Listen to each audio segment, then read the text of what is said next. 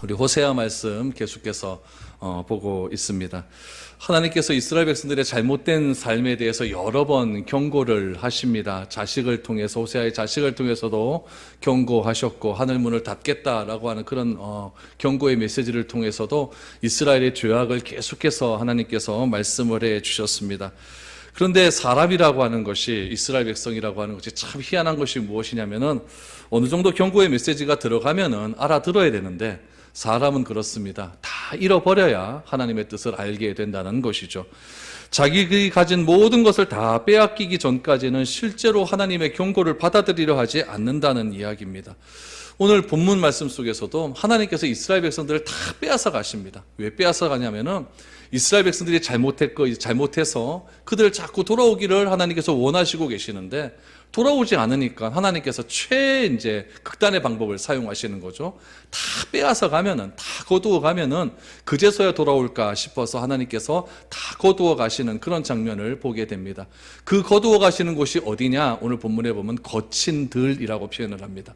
거친 들에서 다 거두어 가시고, 거기서 이스라엘 백성들과 또 이야기하시고, 그리고 하나님께서 오늘 본문에서 반복적으로 나오는 것, 그날에는 내가 다시 너희를 회복하여서 너희는 내 아들이 되고 나는 너희의 하나님이 되리라 라고 하는 회복의 메시지가 오늘 등장을 하게 됩니다. 이 말씀을 통해서 오늘 좀 더 깊게 들어가서 우리에게 주시는 그런 적용점과 메시지가 무엇인지를 한번 여러분들과 살펴볼 수 있는 시간이 되기를 원합니다. 14절 말씀 보시죠. 그러므로 보라, 내가 그를 타일러 거친 들로 데리고 가서 말로 위로하고 라고 말합니다. 이 말씀을 보면 호세아가 아무리 타일러도 듣지 않는 부정한 아내가 한 명 있지 않습니까? 고멜하고 좀 잘 이렇게 좀 살았으면 좋겠는데, 고멜이 자꾸 호세아를 버리고 외간 남자하고 부정한 일을 저지르게 되니까 이제는 거친 들로 데려가는 거죠. 거친 들로 데리고 가서 여러 가지로 이제 호세아가 남편의 입장에서 아내를 좀 돌아와라라고 설득하는 것처럼 보이게 됩니다. 이것은 하나님께서 호세아 부부를 통한 이스라엘에 대한 경고의 메시지고, 실제적으로는 이 일이 어떻게 일어나게 되었냐면은 이스라엘 백성들이 누리고 있는 가나안 땅의 모든 혜택을 다 빼앗아 가버리는 거예요. 그 가나안 땅의 혜택이 무엇이냐면 하나님께서 땅을 선물로 주셨고, 그 땅에서 하나님 말씀대로 순종하고 또 하나님의 말씀을 잘 듣기만 하면 하늘 문을 여셔서 땅의 모든 소산들이 너희의 곡식이 되고 너는 그 땅에서 장구히 살리라 라고 하는 하나님의 가나안 땅의 축복이 있습니다. 그것을 다 거두어 가시는 거죠. 다 거두어 가셔서 이스라엘 백성들을 어디로 가게 하시느냐? 바벨론 땅으로 잡혀가게 하시는 거예요. 그 바벨론 땅을 오늘 본문에 보니까 14절에 보니까 거친 들이라는 말로 표현을 하고 있는 것입니다. 그러니까 여러분, 이 거친 들에서 지금 이제 호세아가 그럼 뭘 하느냐? 오늘 14절에 보니까 내가 그를 타일러 거친 들로 데리고 갔다 그래요. 타이르다라는 말이에요. 타이르다. 여러분, 타이르다라는 말이 뭐예요? 아주 말 안 듣는 아이가 있잖아요. 그럼 그 아이들을 잘 어수르고 구슬러서 좀 부모의 마음을 듣게 하는 게 타이르다라는 그런 뜻 아니겠습니까? 하나님께서 이스라엘 백성들을 타이르고 있다라고 하는 것은 그들이 잘못된 길로 나아갈 때 일단은 아무리 말을 해도 듣지 않으니까 갈 때까지 갈 수 있도록 내버려 두시는 겁니다. 내버려 두었다가 완전히 그들이 망한 후에, 다시 말하면 바벨론 땅으로 포로로 잡혀간 후에 오늘 본문에 보면 거친 들로 데려가서 호세아가 고멜과 이제 이야기를 한 후에, 이야기를 하는 거죠. 이야기를 하는데 그 이야기를 하나님께서 욱박지르는 것이 아니라, 너 왜 잘못했어? 너 그렇게 잘못하면 되겠어? 막 이렇게 욱박지르는 것이 아니라 어떻게 한다는 거예요? 타이르는 거예요. 이제 이만하면 됐지 않았느냐? 하나님께로 돌아올 때가 되지 않았느냐? 바벨론 땅에서 하나님께서 에스겔 선지자를 보내시고 다니엘 선지자를 보내어 주셔서 계속 그들에게 말씀해 주시잖아요. 그게 이제 타이르는 메시지를 보내어 주시는 겁니다. 그래서 하나님께서 이스라엘 백성들을 그만큼 사랑하고 있다는 것을 오늘 본문에서 보여주고 있는 거죠. 사랑하지 않으면 극단적인 상황까지 가버리면 버리면 그만 아닙니까? 이제 네 마음대로 해라라고 버리면 그만인데, 하나님께서는 극단적인 상황까지 간 이스라엘 백성들을 다시 한번 타일러서 부모님 하나님의 품으로 돌아오게 하시는 그 아름다운 장면이 오늘 본문에 이렇게 소개되고 있는 것입니다. 그렇다면 이스라엘 백성들이 파멸로 갈 때까지 하나님께서 내버려 두셨다라고 했는데, 그 이스라엘 백성들이 그 파멸로 간 그 죄악들이 도대체 어떤 죄악이길래 하나님께서 일단 내버려 두시고 그들을 완전히 망하게 하셨는가? 그 죄악을 한번 살펴보기를 원합니다. 16절 17절 보면 그 죄악이 나오죠. 여호와께서 이르시되 그날에 내가 나를 내 남편이라 일컫고 다시는 내 바알이라 일컫지 아니하리라. 내가 바알들의 이름을 그의 입에서 제거하여 다시는 그의 이름을 기억하여 부르는 일이 없게 하리라 라고 말합니다. 여러분, 하나님에 대한 이야기를 조금 우리가 좀 알아야 됩니다. 하나님 그러면은 우리 성경에 나타난 하나님만 생각하는데 세상의 모든 이방 종교들이 믿는 신은 다 하나님입니다. 하나님인데 우리가 믿는 하나님은 어떤 하나님이에요? 여호와 하나님. 그렇죠. 여호와 하나님이죠. 우리가 믿는 하나님은 여호와 하나님이고 바알의 종교도 믿는 하나님이 있어요. 그건 뭐냐? 바알 하나님입니다. 바알 하나님. 근데 이스라엘 백성들은 어떠했냐면은 우리 여호와 하나님이 있고 바알 신을 믿는 바알의 하나님이 있다는 얘기예요. 그런데 평상시에는 하나님께 기도를 합니다. 이스라엘 백성들이 기도를 하는데 결정적인 순간에 여호와 하나님을 안 찾고 누굴 찾아요? 바알의 하나님을 찾는 거예요. 그 결정적인 순간이 언제일까요? 하늘에 비가 내리지 않을 때, 경제적인 어려움이 찾아왔을 때, 또 육체적인 그런 안타까움들이 찾아왔을 때 하나님께 찾아와서 하나님께 회개하고 하나님께 무엇인가 하나님께 승부를 걸어야 되는데 이 사람들이 가나안 땅에서 바알 신에게 너무나 이렇게 유혹을 많이 받다 보니까 하나님을 찾는 것이 아니라 자꾸 바알 신에게 찾는 거죠. 바알은 우리에게 축복을 주시는 분이고 바알은 우리에게 비를 내려주시는 분이고 바알은 우리에게 포도 열매를 내려주시는 분이고 바알은 우리에게 풍요로움을 주시는 분이니까 뭔가 경제적인 거나 삶의 어려움이 찾아왔을 때 자꾸 바알의 하나님을 찾는다는 거죠. 그렇게 자꾸 하나님을 하나님으로 인정하지 않고 평상시에는 하나님을 찾는 것처럼 보이지만은 결정적일 때 바알 이방신을 찾아버리니까 하나님께서 그들을 내버려 두셨다는 얘기예요. 그런데 이제는 어떻게 하겠느냐? 16절을 보십시오. 그날에는 언제입니까? 하나님께서 타이르는 그날에는 타이름이 돼서 이제 그들이 돌아올 그날에는 내가 나를 내 남편이라 일컬고 이제 하나님이 진짜 내 남편이 된 겁니다. 다시는 내 바알이라 일컫지 아니하리라. 이제는 하나님을 하나님으로 인정하는 때가 언제 온다는 거예요? 그날에 온다는 거예요. 그날이 언제일까요? 하나님께서 거친들에 들어가서 이스라엘 백성들을 타이르었을 때 이스라엘 백성들이 그 타이름을 듣고 회복되는 그날에는 어떻다는 얘기입니까? 하나님이 내 남편이 되는 거예요. 하나님이 내 남편이 되는 것이고 이제는 하나님이 바알의 하나님이 아니라 누구의 하나님? 여호와 하나님으로 인정하게 될 날이 오게 될 것이다 라고 말하면서 내가 바알의 이름을 그의 입에서 제거하여서 다시는 이스라엘 백성들의 기억 속에 바알이라고 하는 존재 자체를 사라지게 하겠다. 여러분, 이것이 얼마나 하나님의 큰 은혜이고 사랑이겠습니까? 여러분, 이것이 첫사랑 아니겠어요? 첫사랑을 그렇게 하나님께서 회복시켜 주시겠다라고 말씀을 하고 있는 거예요. 그래서 여기서 보는 거는요, 여러분, 하나님께서 다시는 내가 나를 내 남편이라 일컬고 다시는 내 바알이라 일컬지 않겠다라고 했으니까 이스라엘 백성들이 하나님이 내 남편이 되어야 되는데 하나님을 어떻게 생각을 했냐면 정부로 생각했다는 거예요. 외간 남자로 생각했다는 거죠. 그래서 남편과 정부가 지금 대조가 되고 있는 거예요. 똑같이 사랑과의 관계에서 사랑하는 것은 이렇게 다 맞는 얘기겠지만은 남편과 정부의 차이는 무엇이겠습니까? 책임의 부분에 있는 거예요. 책임지는 일은 정부는 안 하는 거예요. 나라 정부가 아니고 이렇게 외간 남자입니다. 책임지는 일은 안 하고 남편은 책임을 준다는 이야기죠. 그 관계로 되돌려주겠다라고 하나님께서는 말씀해 주시는 거죠. 그래서 부부 사이가 신실하게 아름다워지는 것처럼 오늘 고멜과 호세아의 관계를 통해서 그런 것들을 보여주지 않습니까? 그렇게 되는 것처럼 이스라엘 백성들도 하나님께 헌신하는 그 관계를 신실한 관계, 어려운 일이 있을 때 남편을 찾고 어려운 일이 있을 때 우리가 하나님을 찾고 어려운 일이 있을 때마다 하나님의 신실함을 찾는 그런 관계로 회복시켜 주시겠다라고 말씀해 주시는 겁니다.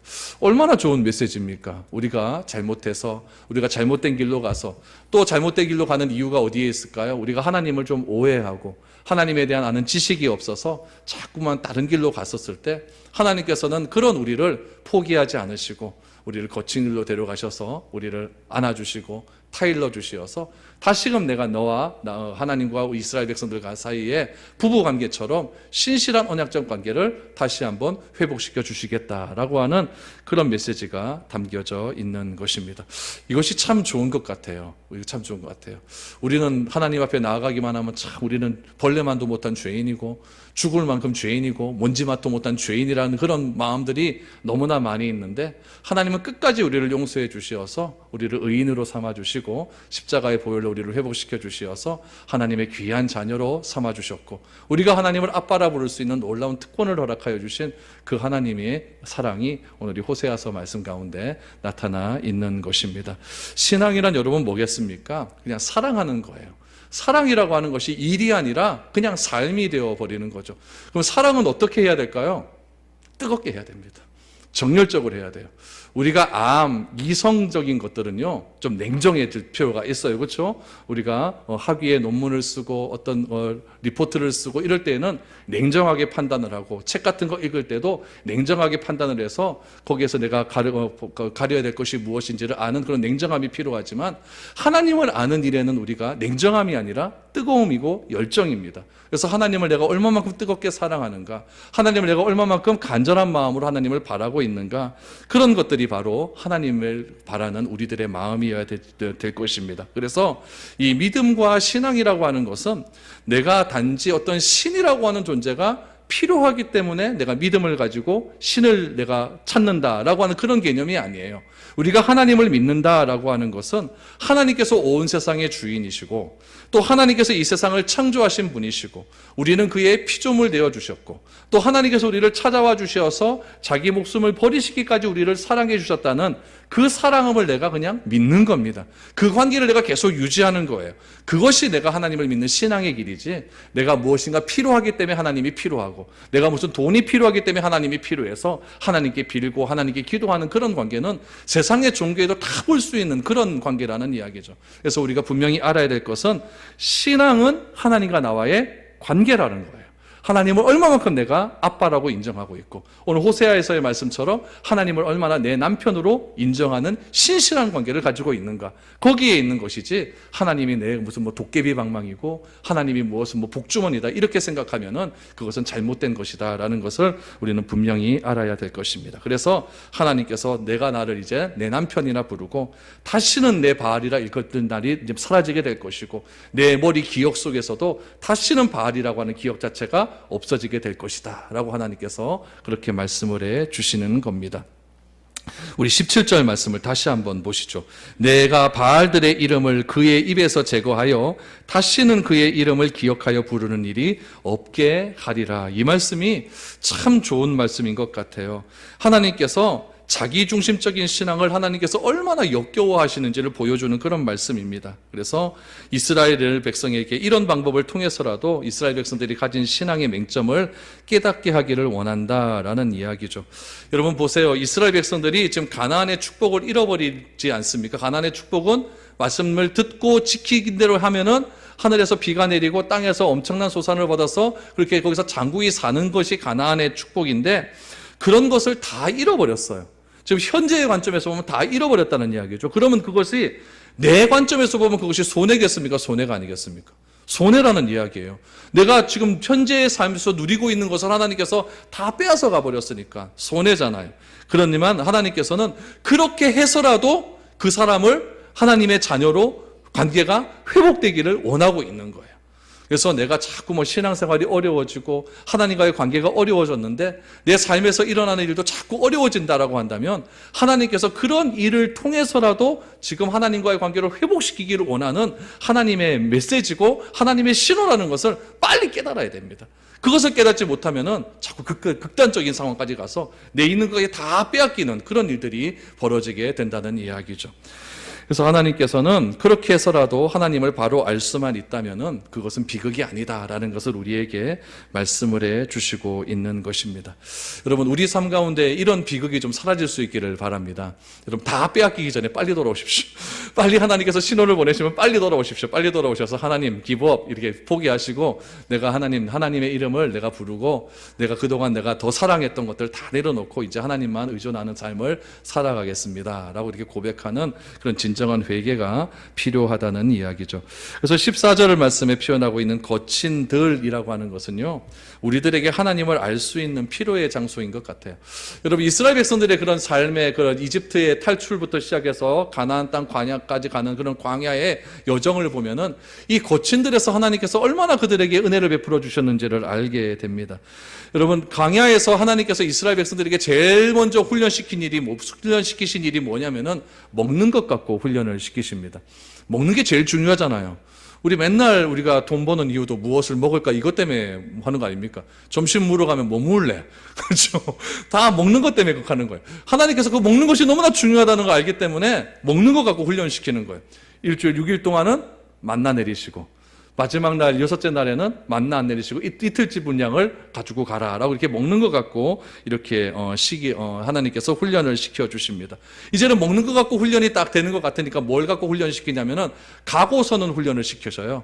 구름 기둥과 불 기둥이 가면은 내가 가는 거고 쓰면은 내가 가야 될 것 같은데 쓰니까 나도 서는 훈련을 하나님께서 시키십니다.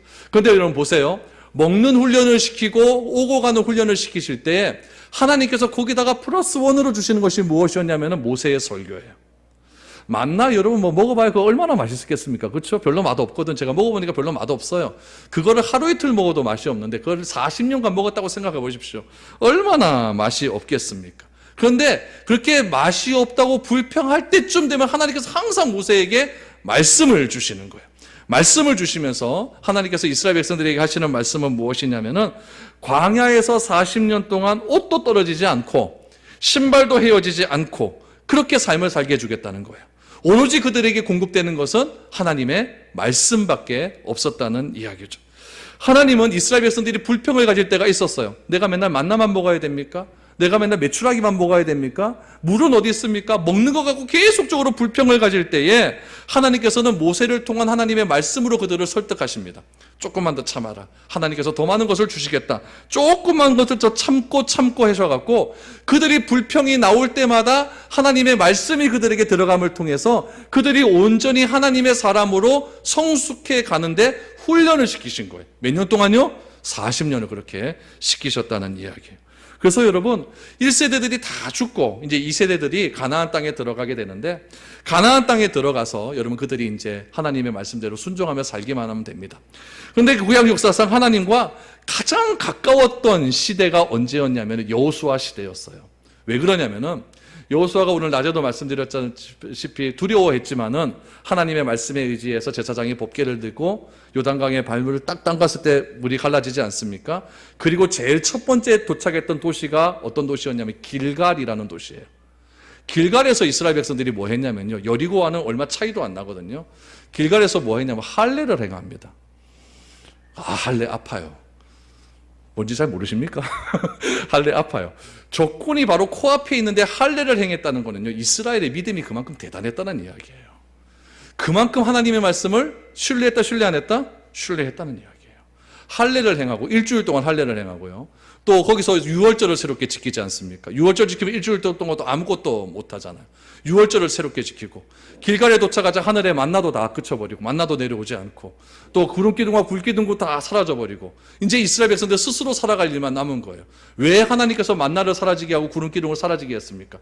40년 동안 그만큼 훈련을 다 받았다는 이야기예요. 받고 이제는 보이는 시각에 의해서 너희가 하나님의 존재를 인정하는 것이 아니라 오로지 하나님의 말씀으로 너희들이 인정할 때가 왔다라는 이야기예요.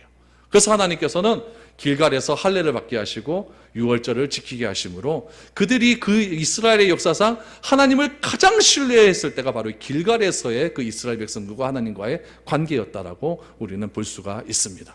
그 관계를 신실하게 유지했다고 한다면은 오늘 이런 일들이 일어나질 않았겠죠. 그러나 이스라엘 백성들이 가나안 땅에 들어간 이후로부터 자꾸만 가나안에 있는 바알의 신앙을 섬기기를 시작한 거예요.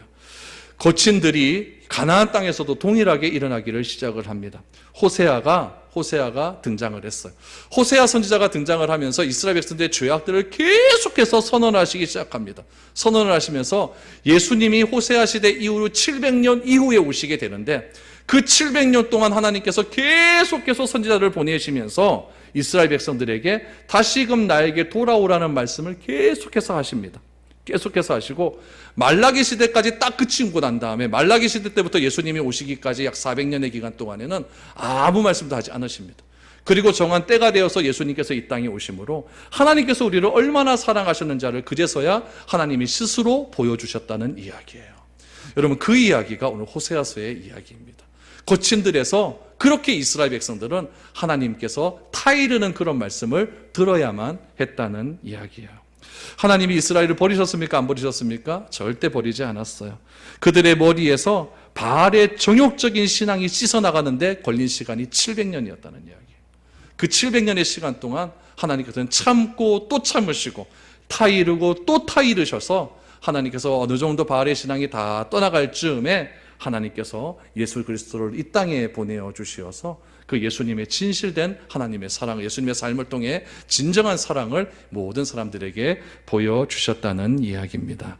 여러분, 그런 하나님의 사랑에 감사할 수 있기를 축복합니다. 하나님을 알게 되었고 하나님의 백성이 되었고 하나님의 사랑으로 인해서 내가 하나님께 예배드릴 수 있음이 얼마나 큰 축복이고 얼마나 감사이겠습니까? 이것이 제일 중요한 것이고 내가 원하는 것은 그 다음입니다.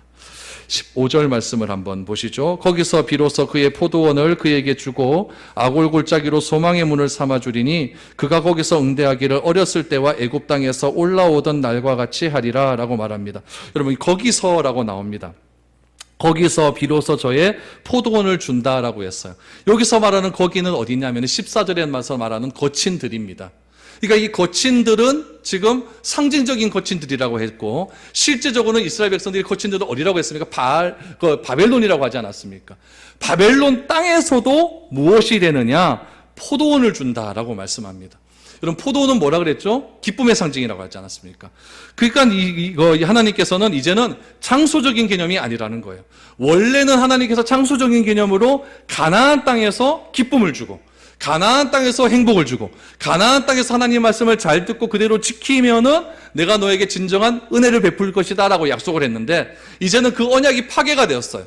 파괴가 되고 이제는 장소적인 개념이 아니라 하나님을 내가 믿고 하나님을 신뢰하고 하나님을 내가 인정하는 그 곳에서 포도원을 준다는 거예요. 기쁨을 준다는 이야기죠. 그래서 내가 다니는 그곳에서 내가 있는 그 장소에서 하나님을 인정하고 하나님을 믿는 철저한 신앙을 지키기만 하면 그곳이 뭐가 된다는 이야기입니까? 나로 포도원이 된다는 이야기예요. 그래서 15절 말씀을 다시 보시면은 아골골짜기로 뭘 삼아주신다? 소망의 문을 삼는다. 아골골짜기는 여러분 저주의 상징이에요. 저주의 상징인데 이 저주의 상징인 아골골짜기마저도 하나님께서 소망의 문으로 바꾸어 주신다. 언제요? 거친들에서 하나님께서 타이를 때 돌아오는 자마다 어느 곳에 있든지 하나님께서 포도원에 놀라운 기쁨을 주시고 소망의 문을 삼아 주신다라고 말을 합니다. 그래서 어릴 때에 애굽 땅에서 올라오던 날과 같이 하리라 그랬습니다. 애굽 땅에서 올라올 때가 언제입니까? 광복할 때 아닙니까? 이스라엘 백성들이 출애굽할 때 아닙니까? 그때 얼마나 기쁨의 날띠를 띄었어요. 우리나라도 광복할 때 모든 사람이 나와서 대한독립 만세를 부르며 기뻐했다는 것 아닙니까? 그때 있었던 분 계시죠? 그렇죠? 얼마나 기뻐했겠습니까? 저는 몰라요. 그런데 하여튼 기뻤을 거예요. 그렇죠? 얼마나 기뻤겠어요. 지금 이스라엘 백성들이 완전히 다 망해가지고 아무것도 없는 상태였는데 하나님께서 그곳에서 하나님의 이름을 찾고 하나님을 내 남편이라 부르고 하나님과의 관계가 회복되면은 그 어지러운 날을 그 어지럽고 힘들었던 날을 이스라엘이 애굽 땅에서 올라와서 기뻐 뛰며 춤추던 그 광복의 할 때와 똑같은 기쁨을 허락해 주시겠다라고 말씀하고 있는 겁니다. 그러니까 진정한 기쁨은요, 내가 무엇을 소유해서 얻는 기쁨이 아니라 진정한 기쁨은 관계의 회복에서 오는 기쁨이에요. 누군가의 관계, 하나님과의 관계를 더욱더 친밀하게 가짐을 통해서 하나님이 내 아버지 되시고 하나님이 내 남편이 되시고 하나님께서 나의 아빠가 되어주신다는 그 진실된 믿음이 더욱더 커지는 순간 포도나무의 기쁨이 오는 것이고 소망의 문이 우리에게 회복될 줄 믿습니다. 그 은혜가 우리 가운데 임해야 된다는 이야기예요. 그래서 이 기쁜 날을 어떻게 표현을 하고 있느냐? 19절 20절 보세요. 내가 내게 장가들어 영원히 살되 공의와 정의와 은총과 긍휼이 여김으로 내게 장가들며 진실함으로 내게 장가들리니 내가 여호와를 알리라. 장가든다는 말 몇 번 나옵니까? 세 번. 하나님께서 다시 장가들겠대요. 와, 이거 얼마나 대단한 일입니까? 장가든다라고 하는 것은 새로운 언약이 이제 다시 시작되었다라는 이야기예요. 그들은 실패해서 하나님과의 관계가 다 깨어져 버렸는데 이제 하나님 자신이 이제 장가든다. 내가 너희가 장가든다. 무엇에 장가듭니까? 부엉이 다 포기되었던 공의와 정의와 은총과 긍휼히 여김으로 내가 너에게 다시 장가들겠다. 너희를 불쌍히 여기겠다. 이스라엘 백성을 불쌍히 여겨서 다시 한번 부부관계를 맺게 해주겠다라고 하는 하나님의 놀라운 일들이 일어나게 되는 겁니다. 그래서 그날에는 장가가 들었으니까, 장가가 가게 되었으니까 그날에 우리가 하나님을 향하여 너는 하나님은 우리의 남편 되신다. 하나님은 나의 하나님이 될 것이다. 이렇게 말을 하고 있는 것입니다. 이것이 바로 새로운 언약, 새로운 연합이 이루어지게 된 겁니다. 여러분, 우리가 하나님께서 새롭게 우리에게 장가든다고 말하기 전에는요, 우리가 다 죄인이었어요. 다 죄인이어서 하나님을 아버지라 부르지도 못하고 우리는 하나님 앞에 나와서 예배드리지 못하는 그런 엄청난 죄인이었는데, 예수 그리스도의 십자가의 은혜를 통하여서 하나님과 나와의 관계가 새롭게 회복되어짐을 통해 우리가 하나님과 신실한 관계로 맺어지게 될 수 있게 되는 겁니다. 이것이 은혜이고 이것이 사랑이라는 이야기죠. 결론의 말씀을 한번 볼까요? 21절에서 23절입니다. 여호와께서 이르시되 그날에 내가 응답하리라. 나는 하늘에 응답하고 하늘은 땅에 응답하고 땅은 곡식과 포도주와 기름에 응답하고 또 이것들은 이스라엘에 응답하리라. 내가 나를 위하여 그를 이 땅에 심고 긍휼히 여김을 받지 못하던 자들을 긍휼히 여기며 내 백성이 아니었던 자에게 향하여 이르기를 너는 내 백성이라 하리니 그들은 이르기를 주는 내 하나님이시리라 하리라 하시니라 라고 말합니다. 우리 주기도문에 보면 이런 얘기가 나오잖아요. 하나님의 뜻이 하늘에서 이루어진 것 같이 땅에서도 이루어지리라. 그 중간자 역할을 누가 해야 된다고요? 우리를 통해서 이루어진다라고 하지 않았습니까? 오늘 보세요. 그날에는 내가 응답하겠다. 어떤 응답입니까? 하늘에 응답하고 하늘은 땅에 응답하고 땅은 무엇으로 응답이 됩니까? 곡식과 포도주와 기름에 응답이 되고 이것들은 이스라엘의 응답이 된다라고 말을 합니다. 여러분, 하나님과의 관계 회복이 되니까 이 땅에서의 곡식과 포도주와 기름으로 하나님께서 응답해 주신다고 말하잖아요. 그러니까 자꾸 이런 것들만 구하지 마시고 먼저 그의 나라와 그의 의를 구하십시오. 그러면 이 모든 것들을 너희에게 더해 주신다고 하는 간증이 좀 나와야 됩니다. 나와야 돼요. 그런 간증이 잘 안 나와요. 그런 간증이 잘 안 나와요. 그래서 하늘에서 하나님의 뜻이 이루어진 것 같이 하나님의 뜻을 내가 잘 알아서 내가 이 땅에서 그 뜻을 이루기 위해 열심히 하나님의 성령의 충만함을 받아서 그런 삶을 살아가는 거예요. 그럴 때 하나님께서 그에 더한 것을 나에게 더해 주시는 그런 은혜를 우리는 경험을 하게 되는 것입니다. 또 하나 보십시오. 하나님이 긍휼히 여김을 받지 못하는 자들을 긍휼히 여겨 주시겠다. 백성이 아니었던 자를 백성으로 여겨주시겠다라고 말을 합니다. 여러분, 그 당시에 긍휼히 여김을 받지 못했던 자, 하나님의 백성이 아니었던 자는 누굽니까? 이방인들이에요. 이스라엘 백성들 빼고 이방인들은 다 여러분 불쌍한 사람들이었어요. 또한 하나님으로부터 긍휼히 여김을 받지 못하고 하나님의 백성이라고 칭함을 받지 못했던 사람들이 바로 우리들 아니었습니까? 이방인과 우리들에게 새로운 언약을 허락해 주시는 거예요. 그래서 너는 내 백성이라 하겠고 나는 너희의 하나님이라 라는 말씀을 우리에게 허락해 주셨다는 이야기죠. 우리 호세아 1장에 보니까 호세아가 자식을 낳지 않습니까? 자식을 낳을 때 9절에 보니까 너는 내 백성이 아니요 라고 하는 말이 로암미, 1장 9절에 로암미라고 말을 하지 않습니까? 로암미. 또 우리 1장 6절에도 보니까 롤루하말은 무엇입니까? 이스라엘 백성들을 긍휼히 여겨서 용서하지 않을 것이다 라고 이렇게 말하지 않습니까? 이런 것들이 하나님의 은혜로 말미암아 다 회복이 되어진다는 거예요. 너는 내 백성이 되고 나는 너희의 하나님이 될 것이다 라고 말씀을 해 주셨습니다. 그러니까 이제 우리가 하나님과의 관계가 회복되었으니까 기도하면 하나님께서 응답을 해 주신다는 거죠. 하늘도 응답하고 땅도 응답하고 곡식도 포도주도 기름도 대답을 합니다. 이 말은 우리의 기도가 응답되지 않은 곳이 없다라는 그런 뜻이에요. 여러분, 하늘과 땅에서 다 응답된다는데 내가 어디서 기도하든 그게 무엇은 상관이 있겠습니까? 하나님께 간절히 기도하면은 하나님께서 우리에게 기도를 응답해 주시고, 이 말은 다시 말하면 하나님께서 우리와 새로운 언약을 맺어 주셨는데 그 새로운 언약의 몸이가 무한정이라는 이야기예요. 장소의 구애를 받지 않는다는 얘기예요. 어디서나 기도하면 그 기도를 들어주시고 어디서나 하나님을 찾으면 하나님께서 만나주시겠다는 거죠. 조건이 뭡니까? 관계 회복입니다. 관계 회복이 되어질 때 그렇게 임한다는 이야기죠. 그래서 우리는 온 교회가 하나 될 수 있도록, 그리스도 안에서 하나 될 수 있도록 간절히 기도해야 됩니다. 오늘날 우리가 살아가는 사회가 얼마나 인간 중심적인 사회입니까? 인간이 만들어 놓은 학문, 기술, 제도 이런 것들을 가지고 모든 것들을 지배하려고 하는 그런 사회 속에서 우리가 살아가고 있는데, 우리 여러분, 우리 그런 것들을 통해서 하나님의 이름이 드러날 수 있도록 우리가 간절히 기도하는 그런 우리가 되어야 될 줄로 믿습니다. 교회를 새롭게 하시고 교회와의 관계를 새롭게 하신 그 하나님의 귀한 은혜를 다시 한번 기억하셔서 우리 미래로 교회가 날마다 남편 되신 하나님께 감사하고 남편과의 신실한 관계를 유지하며 나아갈 수 있는 아름다운 교회가 될 수 있기를 축복드립니다.